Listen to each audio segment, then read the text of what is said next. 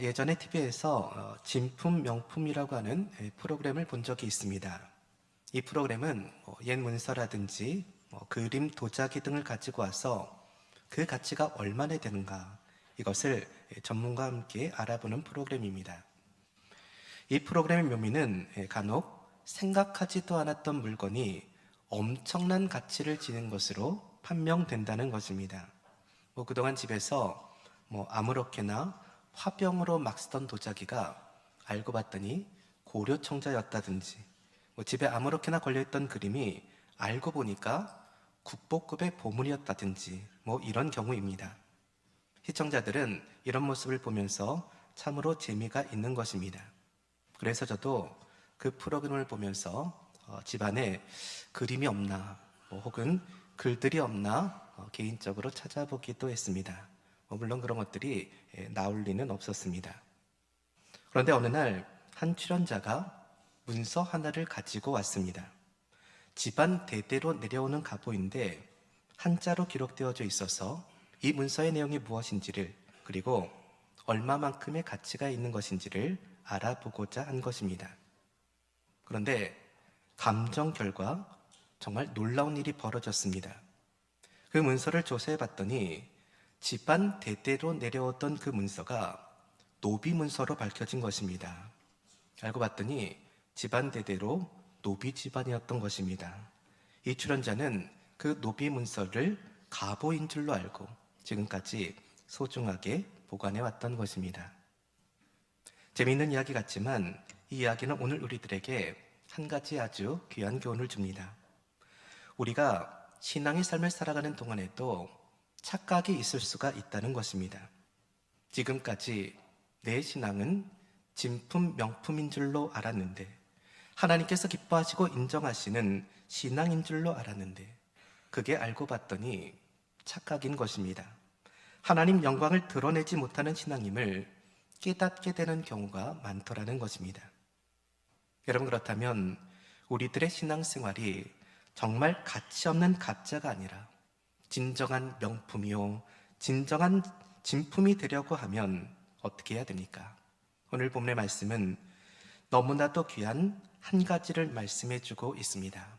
바로 경건이 있어야 된다는 것입니다. 여러분 꼭 기억하시기를 바랍니다. 우리들의 신앙생활이 하나님 앞에 진정으로 인정받고 칭찬받는 신앙, 진품과 명품의 신앙이 되려고 하면 반드시 경건을 가져야 된다는 것입니다. 지식으로 안 됩니다. 명예로도 안 됩니다. 반드시 경건이 있어야만 가능합니다. 여러분, 그렇다면 경건은 무엇을 말하는 것입니까? 경건이라고 하는 말은 하나님 앞에서 거룩하게 구별된 삶을 말하는 것입니다. 결국 세속에 물들지 않고 하나님의 뜻을 따라서 거룩하게 살아가는 삶을 의미하는 것입니다. 사랑하는 여러분, 모든 그리스도인들은 마땅히 경건한 삶을 살아야 됩니다. 세속에 물들지 아니하고 하나님의 뜻이 무엇인지를 분별하고 그 하나님 뜻에 따라 하루하루를 살아가야 되는 것입니다. 문제는 그럼에도 불구하고 경건의 모양은 있으나 경건의 능력이 나타나지 못할 때가 너무나도 많다는 것입니다.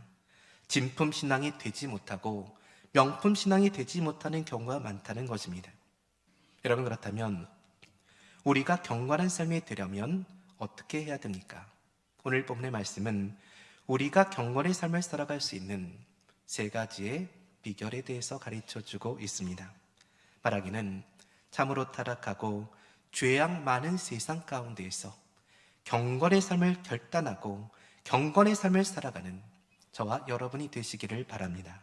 그러므로 우리 하나님 앞에서 진정 명품 신앙으로, 진품 신앙으로 인정받고 칭찬받는 은혜와 복이 함께 하시기를 주님의 이름으로 축원합니다. 첫째로, 우리가 경건의 삶이 되려면 다른 교훈을 버려야 됩니다. 오늘 본문 3절의 말씀입니다. 누구든지 다른 교훈을 하며 바른 말, 곧 우리 주 예수 그리스도의 말씀과 경건에 관한 교훈을 따르지 아니하면, 경건의 삶이라고 하는 것은 무엇보다도 진리의 말씀에 기초를 두는 것입니다. 아무리 경건한 삶을 살려고 애를 써도 다른 교훈을 따르면 소용이 없습니다. 그러기에 경건한 삶을 살아가려고 하면 말씀을 붙잡고 말씀을 따르는 것이 그 첫째입니다. 여러분, 성경에는 하나님의 말씀이 명확하게 기록되어져 있습니다. 분명한 뜻을 보여주시고 분명한 말씀들을 가르치고 교훈합니다. 문제는 그럼에도 불구하고 교묘하게 거짓된 교훈을 마치 성경 말씀인 것처럼 가르치는 사람들이 있다는 것입니다. 여러분, 실제로 수많은 이단들을 보시기를 바랍니다. 이들은 거짓을 쫓습니다. 사실 이단들을 보면 그들도 성경을 사용합니다. 성경 말씀을 암송하고 말하기도 합니다. 그러나 여러분, 결과가 어떠합니까? 성경이 말씀하고 교훈하는 것과는 전혀 다른 모습이 됩니다. 끝이 달라집니다. 그래서 이단이 되는 것입니다. 결국 하나님이 기뻐하지 않는 모습이 되고 하나님의 영광을 가리는 모습이 되고 맙니다. 왜 그렇습니까? 말씀을 따르지 않기 때문에 그렇습니다. 여러분, 잘 알아야 됩니다. 거짓을 쫓는 곳에는 경건이 임할 수가 없다라는 것입니다. 가만히 돌아보면 요새는 똑똑한 사람들이 참 많고 박식하고 해박한 사람들이 참 많지만, 그런데 경건하다라고 일컬어지는 사람들의 모습은 참으로 희귀함을 발견하게 됩니다. 이유가 무엇입니까? 아주 중요한 이유가 있습니다. 말씀이 채워져 있지 않기 때문에 그렇습니다. 그 마음과 심령 가운데 세상의 교훈들이, 거짓된 교훈들이 가득하기 때문에 그렇습니다. 사랑하는 여러분, 경건한 삶의 출발은 진리의 말씀을 따라 사는 데 있습니다. 우리들이 죄악이 가득한 세상의 한복판에 살고 있으면서도 이 세상에 물들지 아니하고 구별된 삶을 살아가고 거룩한 삶을 살아가기 위해서는 여러분, 날마다 말씀으로 무장해야 됩니다. 그러기 위해서 우리는 항상 진리의 말씀을 들어야 됩니다. 읽어야 됩니다. 공부해야 됩니다. 암송해야 됩니다. 그러므로 그 진리의 말씀이 내 삶을 비춰주고 내 삶을 이끌어주는 등불이 되어줘야 됩니다. 여러분, 진리의 말씀이 오늘 내 삶에 채워지게 될 때 비로소 경건의 삶을 살아갈 수가 있습니다. 경건의 말씀이 오늘 내 심령에 가득하게 채워질 때 헛된 속임수에 속지 않을 수가 있습니다. 여러분, 바라기는 말씀으로 채워지는 신앙의 삶이 되시기를 바랍니다. 조금 더 말씀을 사모하고 조금 더 말씀을 붙잡기를 바랍니다. 무엇보다도 말씀으로 심령을 채우시기를 바랍니다. 말씀이 가득한 삶이 되시고 말씀을 따르는 삶이 되시기를 바랍니다. 그러므로 이 시대 하나님 영광을 드러내고 우리 하나님께서 기뻐하시고 칭찬하시는 경건한 신앙의 삶이 다 되시기를 주님의 이름으로 축원합니다. 둘째로, 자족하는 마음을 가져야 됩니다. 오늘 본문 6절의 말씀을 보시기 바랍니다. 그러나 자족하는 마음이 있으면 경건은 큰 이익이 되느니라. 경건한 신앙의 삶을 살아갈 수 있는 두 번째 비결은 바로 자족함에 있습니다. 우리가 신앙의 삶을 살아가다가 경건을 잃어버리게 되는 가장 큰 이유 중에 하나가 바로 불만족입니다. 여러분, 돌이켜보시기를 바랍니다. 불만족한 심령에 경건이 있을 수가 있겠습니까? 불평, 불만이 가득한 삶 속에 경건의 능력이 나타날 수가 있겠습니까? 여러분, 그것은 불가능한 것입니다. 매일이 불평인 사람이 있습니다. 매일이 불만인 사람이 있습니다. 여러분, 그 사람을 한번 잘 살펴보시기를 바랍니다. 과연 경건합니까? 경건의 능력이 나타나고 있습니까? 아마 그렇지 않을 것입니다. 이유가 무엇입니까? 오늘 성경이 가르쳐 주시는 경건의 삶의 두 번째 비결이 바로 자족이기 때문에 그렇습니다. 이런 말이 있습니다. 사단이 우리를 공격할 때 가장 먼저 빼앗아가는 보물이 있는데 그것이 바로 자족하는 마음이다. 우리들 신앙의 삶 가운데 보물과도 같은 것이 있는데 그것이 바로 자족이라는 것입니다.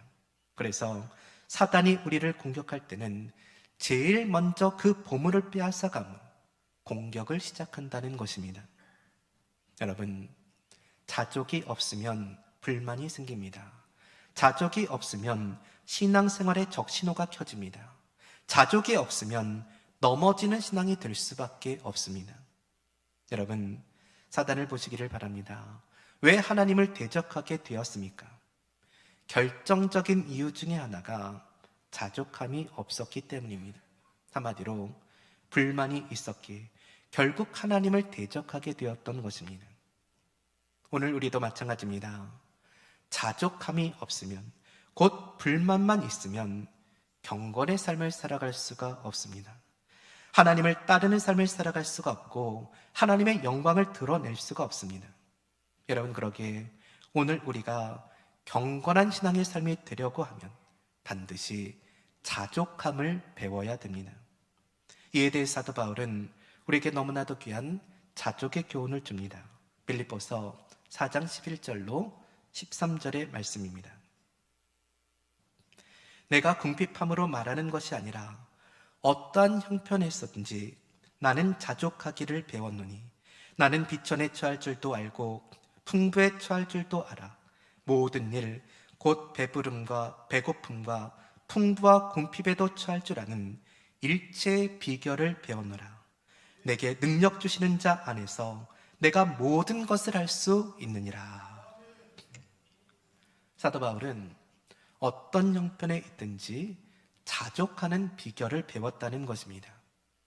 여러분, 오늘 우리들에게 있어야 되는 귀한 고백이 있다라고 하면 어떠한 형편에서든지 나는 자족하기를 배웠노니, 오늘 이 사도 바울의 고백인 줄로 믿습니다.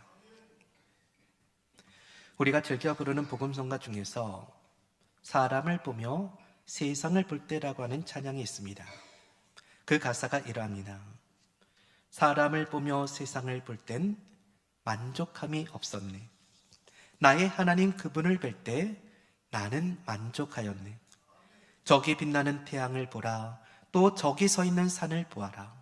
천지 지으신 우리 여호와 나를 사랑하시니 나의 하나님 한 분만으로 나는 만족하였네. 여러분, 사람을 보고 세상을 볼 땐 진정한 만족함이 없습니다. 천지를 지으신 하나님, 나를 사랑하시는 하나님을 볼 때 비로소 진정한 만족이 있는 것입니다. 여러분, 바라기는 자족하는 신앙의 삶이 되시기를 바랍니다. 어려운 것, 마음에 안 드는 것, 힘드는 것, 아픈 것들 참으로 많지만 그러나 먼저 나를 지으시고 나를 사랑하시는 하나님을 바라보시기 바랍니다. 그리고 마음과 심령 가운데 사도 바울의 고백, 자족함의 고백을 회복하시기를 바랍니다. 그러므로 이 시대 우리 하나님의 영광을 드러내고 우리 하나님 기뻐하시고 칭찬하시는 경건한 신앙의 삶이 다 되시기를 주님의 이름으로 축원합니다. 셋째로, 물질을 바르게 관리해야 됩니다. 오늘 본문 10절의 말씀을 보시기 바랍니다. 돈을 사람 마음이 일만 악의 뿌리가 되나니 이것을 탐내는 자들은 미혹을 받아 믿음에서 떠나 많은 근심으로써 자기를 찔렀도다. 다시 말하면 물질에 대한 바른 관리가 경건의 세 번째 비결이 된다는 것입니다. 여러분, 이 말씀은 9절과 연관해서 생각해 보아야 됩니다. 9절 말씀을 보면 부하려 하는 자들은 시험과 올무와 여러 가지 어리석고 해로운 욕심에 떨어지나니 곧 사람으로 파멸과 멸망에 빠지게 하는 것이라 라고 했습니다. 9절을 보면 여러 가지의 단어들이 등장을 합니다. 시험이라고 하는 단어도 나오고 올무라고 하는 단어도 나옵니다. 그리고 욕심, 파멸, 멸망이라고 하는 단어들도 등장을 합니다. 여러분, 이 단어들이 주는 교훈이 무엇입니까? 아주 심각한 결과라는 것입니다. 오늘 우리가 물질에 대해서 어떤 마음을 가지고 어떤 행동을 가지느냐에 따라서 아주 중요한 결과들이 초래될 수 있다는 것을 보여주고 있는 것입니다. 실제로 성경을 보면 물질에 대한 마음, 돈에 대한 욕심을 버리지를 못해서 심판과 비극을 초래했던 수많은 사람들을 발견할 수가 있습니다. 아간이라고 하는 사람이 그랬고, 게하시라고 하는 사람이 그랬고, 하나니아와 삽비라 부부가 그랬습니다. 한마디로 물질에 넘어지고 시험 당함으로 말미암아서 하나님의 영광을 가리게 되어졌다라는 것입니다. 여러분, 그렇다면 우리는 물질에 대해서 어떤 마음과 자세를 가져야 됩니까? 이에 대해 사도 바울은 디모데전서 6장 17절로 19절 가운데 이렇게 권면하고 있습니다. 내가 이 세대에서 부한 자들을 명하여 마음을 높이지 말고 정함이 없는 재물에 소망을 두지 말고 오직 우리에게 모든 것을 후히 주사 누리게 하시는 하나님께 두며 선을 행하고 선한 사업을 많이 하고 나누어 주기를 좋아하며 너그러운 자가 되게 하라. 이것이 장래 자기를 위하여 좋은 터를 쌓아 참된 생명을 취하는 것이니라. 한마디로 욕심을 버리라는 것입니다. 그리고 선한 일, 선한 사업에 힘을 쓰고 나누어 주고 너그러운 자가 되라는 것입니다. 여러분, 우리들의 삶 가운데 물질은 반드시 필요합니다. 중요한 것은 그것을 어떻게 다스리느냐에 달려 있습니다. 여러분 꼭 기억하시길 바랍니다. 하나님께서 주신 것들은 우리에게 맡겨주신 것이라는 겁니다.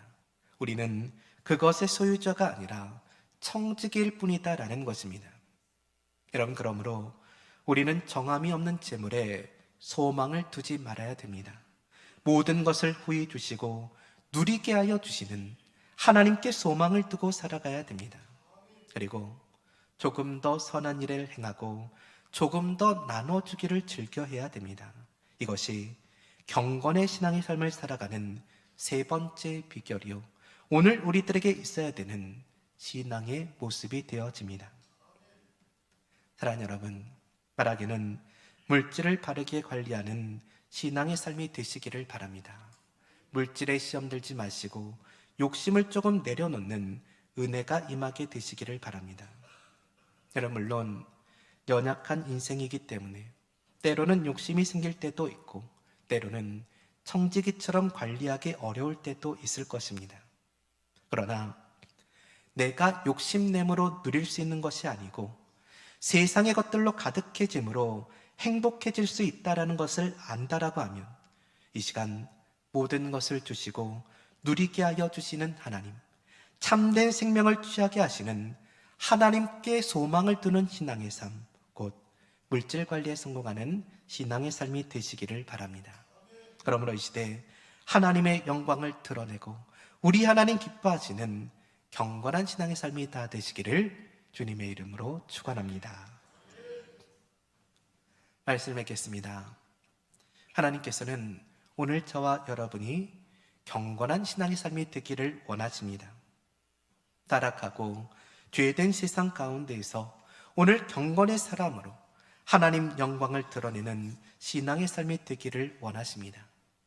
그러기 위해서 첫째로 다른 교훈을 버리시기를 바랍니다. 이단의 교훈과 미혹에 휩쓸리지 마시고 끝까지 말씀을 붙잡고 말씀으로 가득하고 말씀을 따르는 삶이 되시기를 바랍니다. 둘째, 자족하는 마음을 갖추시기를 바랍니다. 불만과 원망을 버리고 사도 바울과 같은 자족을 고백하는 신앙의 삶이 되시기를 바랍니다. 셋째로, 물질 관리에도 성공하시기를 바랍니다. 끝없이 솟아나는 욕심을 버리고 나로 진정 누리게 하여 주시는 하나님, 참된 생명을 얻게 하여 주시는 하나님께 소망을 두고 선한 일을 행하는 삶, 나누어주는 삶을 살아가시기를 바랍니다. 그러므로 저와 여러분의 신앙의 삶이 이 타락하고 죄악된 세상 가운데에서도 진정 우리 하나님 기뻐하시고 우리 하나님이 칭찬하시는 경건한 신앙의 삶이 다 되시기를 주님의 이름으로 축원합니다. 기도하겠습니다.